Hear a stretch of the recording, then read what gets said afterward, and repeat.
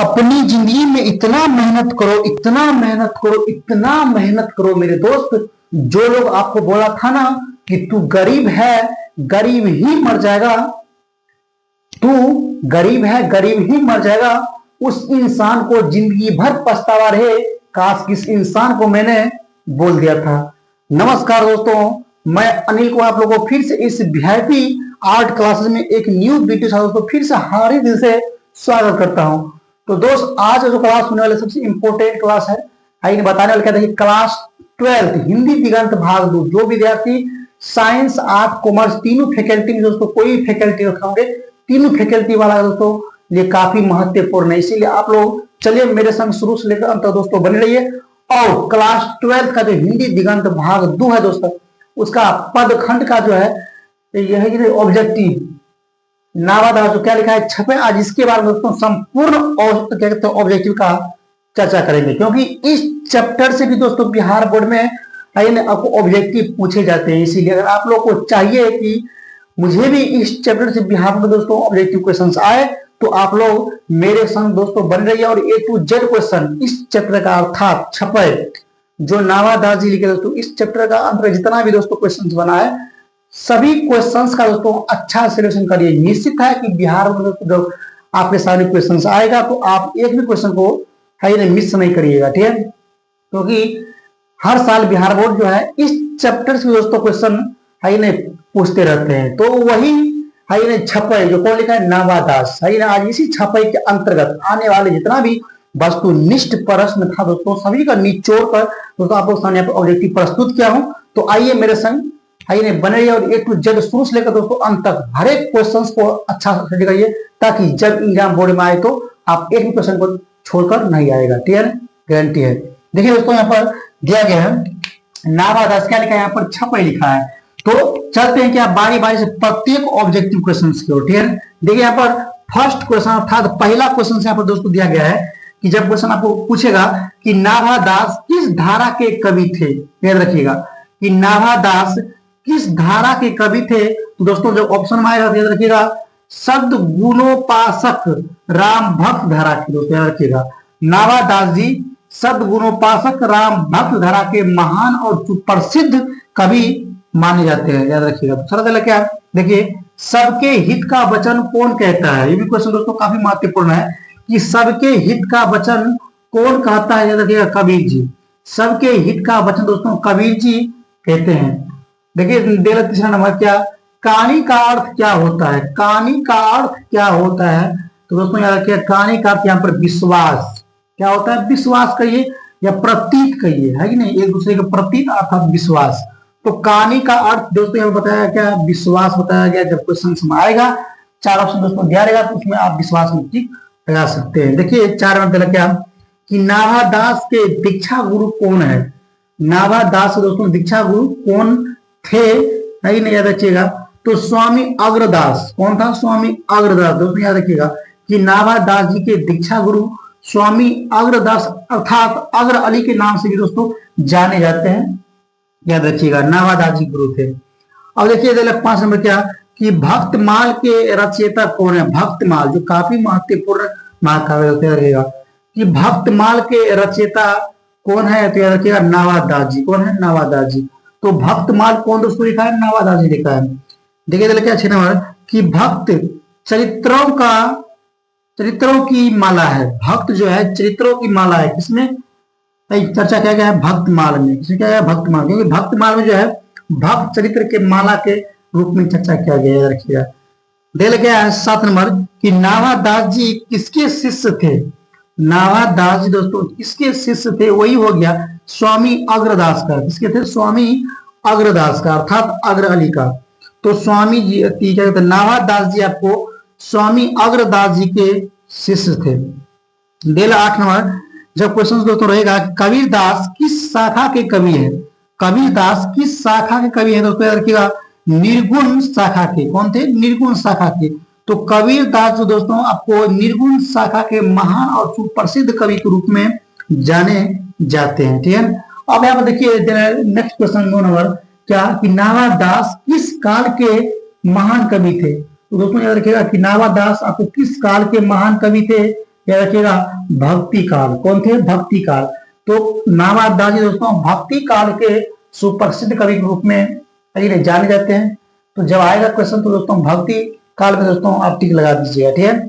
अब यहाँ देखिए चले क्या 10 नंबर कि नाभादास की कविता किन दो कवियों के बारे में किया गया है, याद रखिएगा। तो नाभादास दोस्तों अपना क्या कहते हैं छपे में, अर्थात अपना छपे में जो चर्चा किया है, दो महान कवि है। पहला कौन हो गया, कबीरदास जी और सूरदास जी, है कि नहीं। यही दो महान कवि का चर्चा दोस्तों आपको नाभादास जी अपने छपे में उल्लेख किया गया है। जब पूछेगा कि नाभादास की कविता किन दो कवियों के बारे में बताया गया है, याद रखिएगा, कबीरदास और सूरदास जी के बारे में, ये दो महान योद्धा के बारे में, ठीक है, याद रखिएगा। अब देखिए यहाँ पर लिखे 11 नंबर कि नाभादास का काव्य रचना क्षेत्र क्या था। तो नाभादास जी का काव्य रचना क्षेत्र दोस्तों क्या हो गया, वृंदावन। क्या हो गया, वृंदावन। तो वृंदावन दोस्तों था क्या, काव्य रचना क्षेत्र। वहीं पर रहकर ये अनेक साहित्य महाकाव्य का यहाँ पर रचना किया है, ठीक है। और देखिए 12 नंबर क्वेश्चन कि नाभादास की राम भक्ति मर्यादा के साथ स्थान पर क्या था। तो याद रखिएगा मार्धव भाव का पुट था, ठीक है, मार्धव भाव का दोस्तों पुट था, लेकिन नहीं क्वेश्चन में आएगा सीटी लगाना है। 13 में क्या देखिए कि नाभादास जी किस धारा के संत थे। तो दोस्तों नाभादास जी आपको वैष्णव दर्शन के संत थे। कौन थे, वैष्णव दर्शन के संत। तो नाभादास जी आपको वैष्णव दर्शन के संत थे। देखिए 14 नंबर कि बीजक के रचयिता कौन है। बीजक के रचयिता कौन है दोस्तों, याद रखिएगा बीजक के रचयिता आपको कबीरदास है। कौन हो गया, कबीरदास। तो बीजक के रचयिता दोस्तों कौन है, कबीरदास जी है। जब क्वेश्चन दोस्तों आएगा तो आप आसानी से इन कबीरदास में टिक लगा सकते हैं। क्वेश्चन जो है दोस्तों काफी महत्वपूर्ण है, लेकिन बिहार बोर्ड बराबर पूछते रहते हैं। तो बीजक के रचयिता कौन हो गया, कबीरदास जी हो गया। और देखिए 15 में क्या कि नाभादास जी का जन्म, नाभादास जी का जन्म दोस्तों कब हुआ था। तो याद रखिए लगभग 1570 में। कब हुआ था, लगभग 1570 ईस्वी दोस्तों कबीर जी का थी, सॉरी नाभादास जी का यहाँ पर जन्म हुआ था। अब देखिए यहाँ पर 16 क्वेश्चन कि नाभादास जी का निधन कब हुआ था। अज्ञात है अर्थात पता नहीं है कि नहीं इसका निधन कब हुआ था, लेकिन 1600 तक वर्तमान तक इसको अनुभव है कि इस ईस्वी में, ठीक है ना, इसका निधन हुआ था नाभादास जी का, ठीक है। देखिए 17 क्वेश्चन कि जन्म स्थान, इसका जन्म किस स्थान पर हुआ था, वही तो जन्म स्थान। तो नाभादास जी का जन्म स्थान दोस्तों दक्षिण भारत के जयपुर, जो कहाँ पड़ता है, राजस्थान में पड़ता है, वहीं पे इसका दोस्तों क्या हुआ था, जन्म हुआ था, ठीक है। अब यहाँ देखिए 18 क्वेश्चन दिया शिक्षा अर्थात एजुकेशन, है कि नहीं। तो ये नाभादास जी शिक्षा अर्जन कैसे किए थे, शिक्षा की प्राप्ति कैसे किए थे, याद रखिएगा।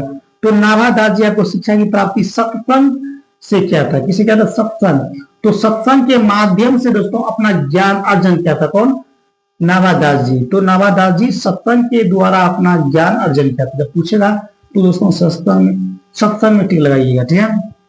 देखिए 19 नंबर की अभिरुचि। दोस्तों अभिरुचि क्या बोलते हैं, अभी चॉइस। हर इंसान अपना अपना चॉइस होता है नहीं, उसी तरह से नाभादास जी को भी दोस्तों यहाँ पर अपना अभी चॉइस था, अर्थात रुचि था।